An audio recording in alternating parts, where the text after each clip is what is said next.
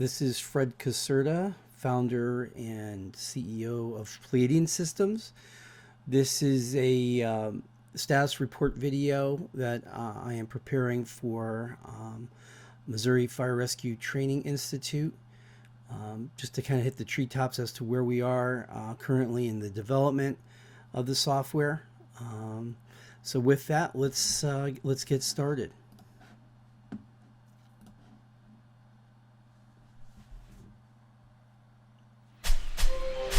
I'm going to move pretty quickly here, so just you can pause it at any time. Instructor screen, we're launching on the instructor application. It's pulling down some of the tuning parameters. Here we have a disclaimer you have to accept, move forward, connecting to the server, creating a room. We're going to move right into the learning lab or the lobby area. Here's a quick layout. We're jumping right into the headset of the student. This is what the student or user would see in the VR headset. Joining the room with the instructor ID that you'll notice in the lower left-hand corner of the screen here, just above the Fire Hazmat VR logo. We're going to be bouncing between Fire Hazmat and Fire Rescue VR for this video, just to kind of highlight some of the basics of what we have developed here. Here you see a single user student moving around the current state of the learning lab lobby area. This room will be reconfigurable. We'll have various tools, different types of activities for the students to participate in while they're waiting for the other students to join in ahead of the simulation session. We've got a generic 4-gas meter. I'm just kind of playing around there, throwing tools, dropping them down. They will snap back to the original location within a tunable distance there. You'll see that I'm picking up the fire extinguisher. Again, this is a basic fire extinguisher just to kind of confirm that we've got that 3D model, and we can change the media in there and how it affects the different types of fires that we will be incorporating into our simulations. Now you can see I'm in crouch mode. I'm kind of crawling around there, continually just moving around the room here. Now we're kind of zooming in on a recording that was taken through the headset as I was moving through the space, to give you a better sense of what the student will see, the user will see, firefighter student will see as they're moving around.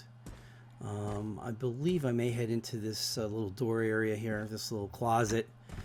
So you will be able to open and close certain doors. Certainly, eventually you'll be able to ventilate certain aspects of the structures. We're starting off with the base structure, which is a New England style cape house. And then we'll certainly be adding different structure types and urban, rural, suburban landscapes, industrial, commercial, etc.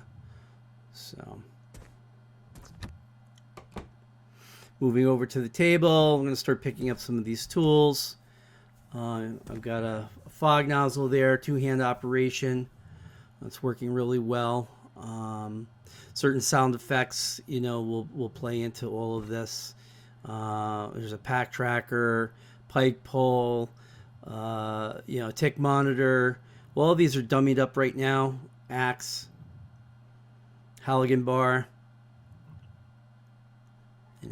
As we build in the ability for the students, the users, to actually utilize these tools, we'll go ahead and do that.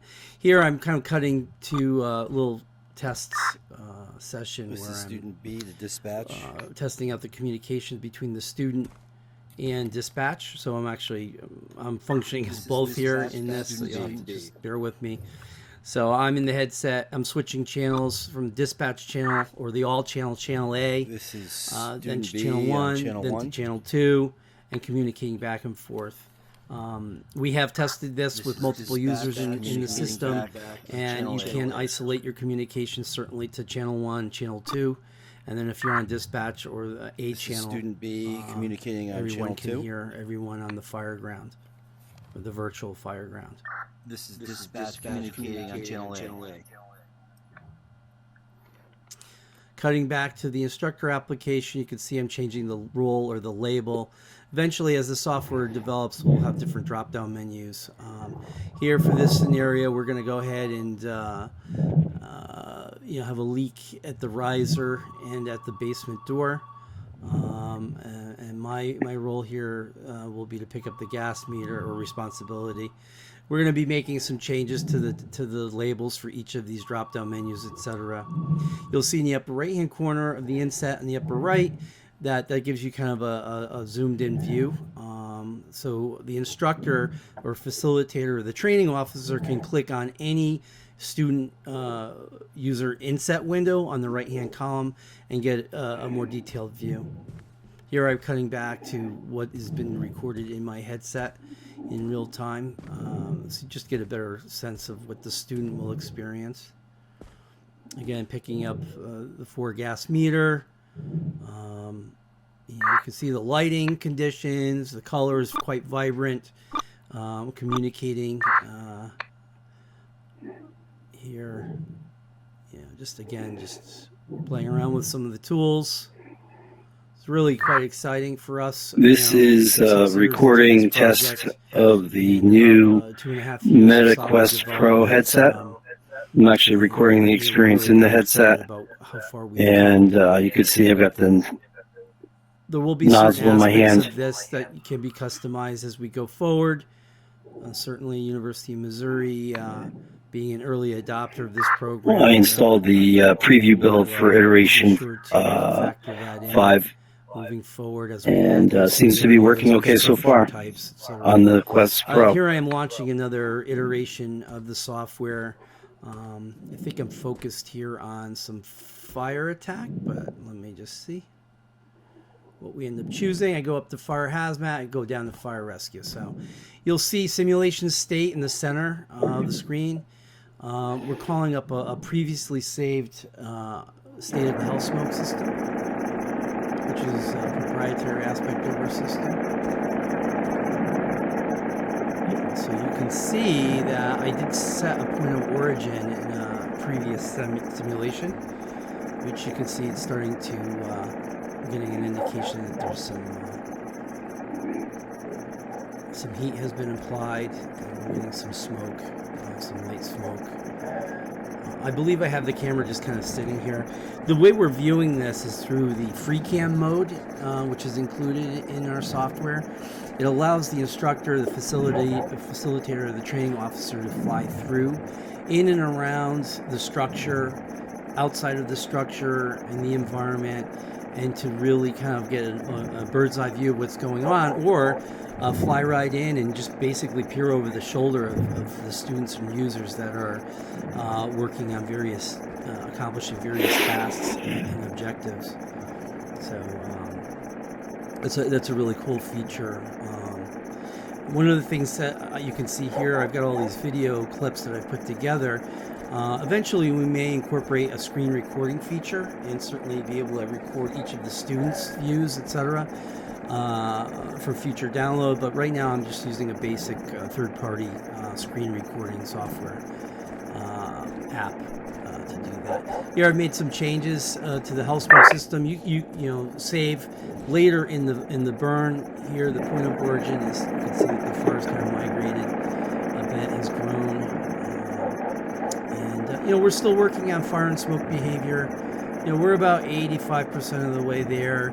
Certainly we're going to, in this next 3 to 4 months, we're going to be addressing obscuration, you know, having that stratification of the smoke and building down, banking down, and then having the varying degrees of obscuration replicate what we would expect to see in the real world as closely as we can with the technology that we have available to us today. So in terms of software development and also what the hardware can handle, we're really pushing the limits of what consumer grade VR headset can handle.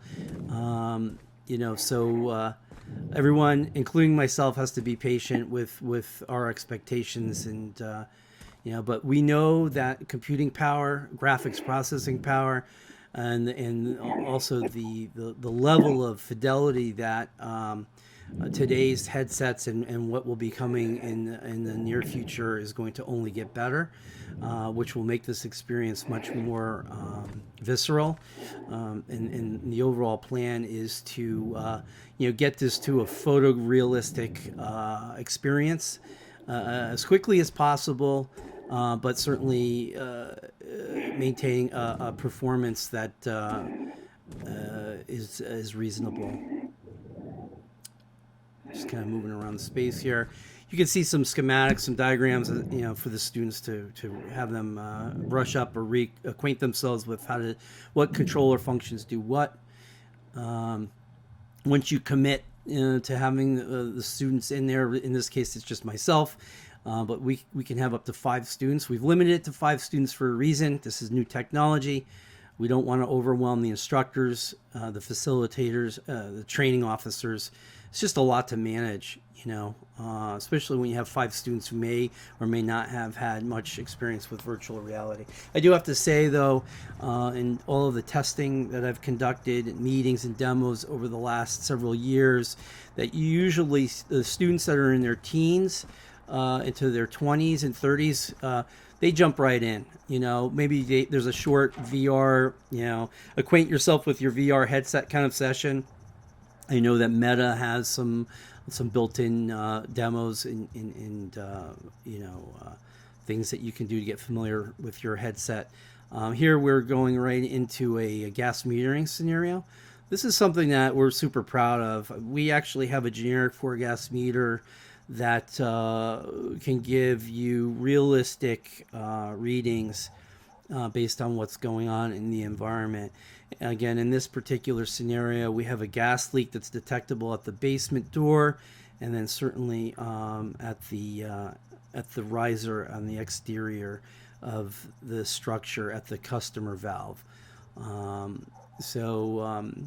You'll see fluctuations of LEL and oxygen as we're taking readings here. Again, this was a challenge for me because I'm actually functioning as facilitator and instructor and swapping with the headset and also. But I'm in it now, and you can see that we real-time fluctuation in lower explosive limit readings on this 4-gas meter. So fire and smoke behavior is very challenging because the system that we've developed is physics and chemistry based. So that's very ambitious, but also, the fact that we can measure these invisible gases in virtual reality is, I feel, is going to really set the stage for some really amazing simulations for students and instructors alike. You have an odor icon here. This is something, obviously, there are third-party manufacturers that have hardware that will give you odors. But we're, right now we're focusing on what we have available to us in the headset. You can see that the LEL levels on the 4-gas meter are approaching 30%. And in this particular scenario, the point of origin is at the base of the riser coming out of the ground, which is indicative of a break somewhere, and there's some migration certainly that's caused some readings to show up at the top of the basement door on the interior of the structure. So you'll hear a ding once in a while when the student grabs the gas meter. That's a task, grabbing the gas meter, right? Eventually we'll build in, grabbing the appropriate gas meter for the scenario. And so our simulations are going to get more and more complex. We have panels at the back of our apparatus now. So here's a nice tidy panel where you can store your gas meters, and then certainly in some of the other simulations as it relates to fire rescue, there's a panel there. This is a new feature that we've just added. You can see that this simulation, the student has accomplished all 4 of the critical tasks, and the objectives have been met. Picking up the gas meter, locating the leak at the basement door, locating the leak at the riser, and then the overall, finding all leaks, the overall objective has been met. again, as we move through with development, each student will be assigned different tasks and objectives, and then collective tasks. Give you a nice wave here, just to bring some levity to what we're doing. It is as accurate as we can make it scientifically, but also we want to have some fun with this. And I think that's one of the real alluring aspects of this is leveraging video game technology and utilizing it for the betterment of our first responders. I think just makes sense. So one of the points that has come up, eventually you'll be able to spawn into your apparatus. You'll be able to arrive on scene in your apparatus, and here we are in the seat here. That was something that came up in conversation. So, as I'm using the fly cam or the free cam to kind of simulate that here, but ultimately, based on your role and responsibility and what apparatus you're assigned to, you'll be in different positions in the apparatus. That very likely may not be for this first go-around in 2022, 2023. And we'll have to see how we're looking in terms of budgets and timelines and things like that. If anything, there'll definitely be a zone, kind of a painted rectangle in and around the fireground, and E1 for engine 1, L2 for ladder 2, and the various participants will spawn in those boxes. So that's something that we're developing right now. But like I said, ideally in the future, you'll be able to roll up in your assigned apparatus and then jump out and then grab your tools, etc. So, but here we are at this stage. We're really kind of excited about where we are and how far we've come. So, again, here's free cam mode. The instructor, the facilitator, the training officer can jump into free cam mode and fly around and see the different students and participants really kind of get in there and see what it is that they're doing, and actually quite intimately, if they wanted to. If they wanted to peer over the shoulder and see how the students are what kind of readings they're getting on their gas metering devices, are they tying a knot appropriately or what have you. I mean, they're probably taking that to the extreme.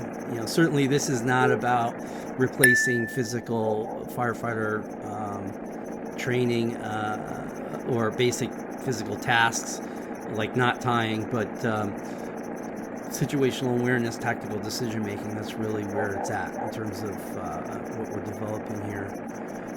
Like I said, you're seeing a single user, a single student, myself here attacking a fire. I am a layperson, so I'll just remind everyone of that. I am not a firefighter. I am not a first responder. So as far as my techniques, you'll have to just excuse those right up front. And we are with our health smoke system. As you're putting water on the fire, you'll start to see a change. Again, we're probably about 85% of the way there, and it is a tunable system. So I can actually change the smoke, etc. Now we're kind of heading back to the learning lab. Kind of more of a higher resolution kind of a look at what we have, and shows some of the shadowing and things. We're trying to keep, lighting and shadowing and all that, trying to keep it as light as possible, because that does become a drag on performance of the headsets. You have to remember that where the majority of the processing is being handled by the laptop or the desktop unit, and some of that is shouldered by the headset, but we're trying to let the PCs themselves, like I said, the desktop or the laptops do the heavy lifting, and then the headsets are just getting, having to bite off just a little bit of that processing and making it, display. So that's what we're seeing here. Must be doing something here. I think maybe I'm doing some communication tests. Yeah.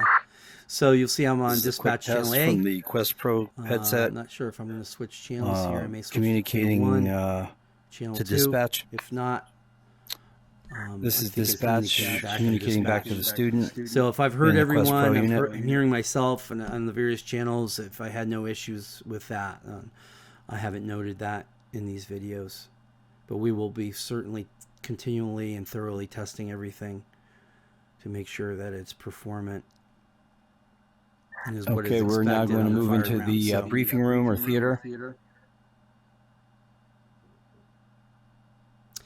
All right, we go from the learning lab to the lobby, right into the meeting room or the briefing room, and then certainly this becomes the debriefing room at the end of the simulation. That screen will allow the instructor eventually to pipe in via webcam, run a PowerPoint video or PowerPoint presentation, just a quick play a test, see YouTube how video, the fire and smoke behavior is looking, do a whiteboard performing kind of, with the higher resolution and graphics processing power of the Pro unit. Obviously, we have all of our tools thrown all over the street. Yeah, we're just getting right into it and playing with and making sure that all the most critical stuff is playing. But we're tidying those things up as we go. Entering the structure. Just a quick note, we'll be perfecting the doors, and certainly we'll be working on ventilation. We'll have the environment break down over time based on what's going on the interior, exterior. Here I'm moving in. This was a preset. If you remember earlier in the video, I had a point of origin on the AD side, floor 2, just to the corner where I'm throwing water on it. And I could call that simulation up at any time. So that's one of the real beautiful features of this, is that you could set points of origin inside and outside of the exterior, structure. You can save those at any moment. You can actually pause the simulation and then do a fly through the simulation while allowing the students to walk around inside or outside of the structure. So eventually, as the health smoke system becomes more refined and more in tune with real-time expectations of what you would expect in the real world, you'll be able to bring your students into a pre-flashover or pre-backdraft condition.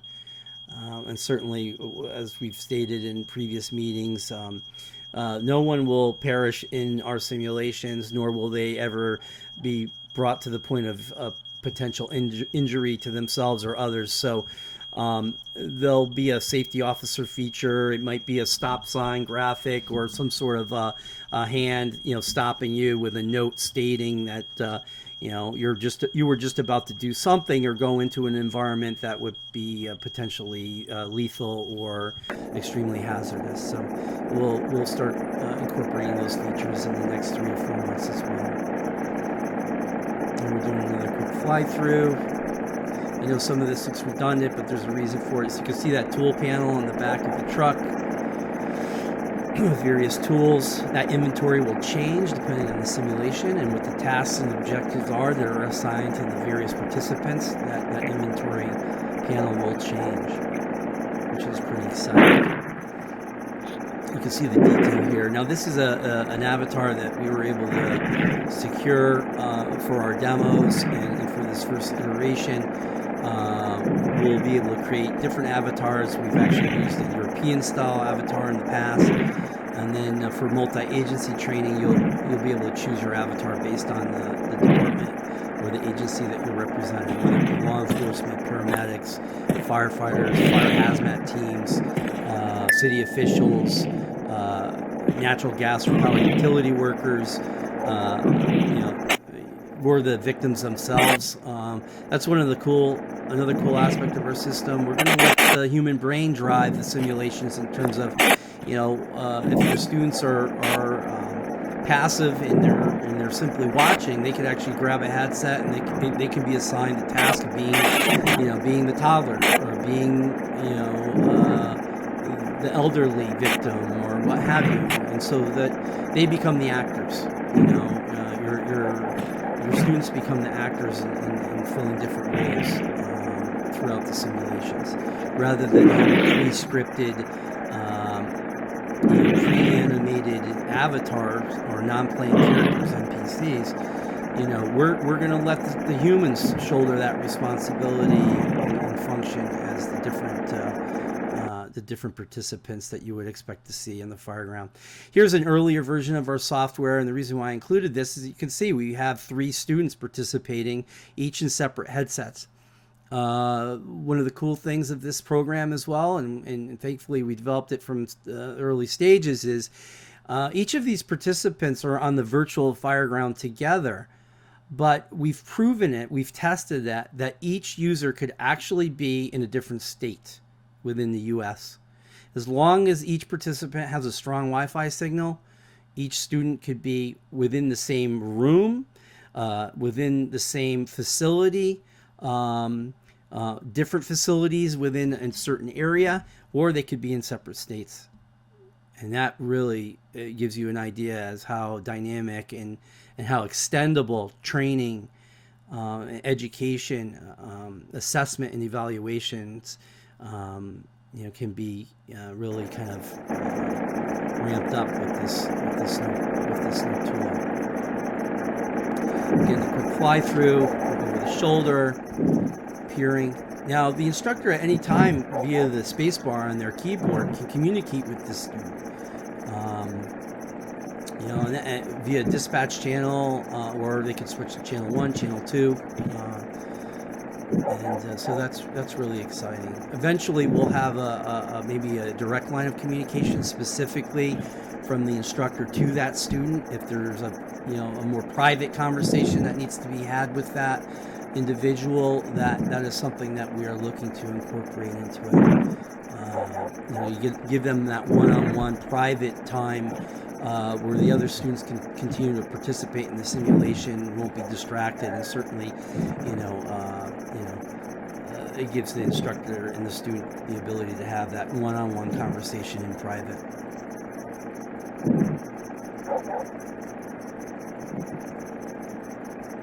Again, the 3 people that are participating in this simulation, they're all lay people, so whether they're standing or crouching, and if they're too close and all. One of the other things, it's quite obvious that obscuration, that smoke would certainly migrate down the hallway, down in the stairwell, would stratify over time.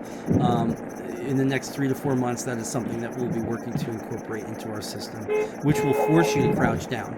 It'll force you to crouch down, maybe even get on your belly. Now, you can do that physically if you want in our simulation. That will impact what your line of sight will look like, but certainly you can use the controllers as well. If you want to do a seated or a standing simulation and you just want to use the button to crouch down. We do not have a prone or belly down, aspect yet, but if that's something that the collective group feels is warranted, then we'll certainly look into developing that. Here I'm just showing just fire and smoke, that's driven by Hell Smoke System, physics and chemistry-based fire and smoke. This pretty much concludes our video. I hope you've enjoyed it, and thank you for taking 30 minutes of your time out to review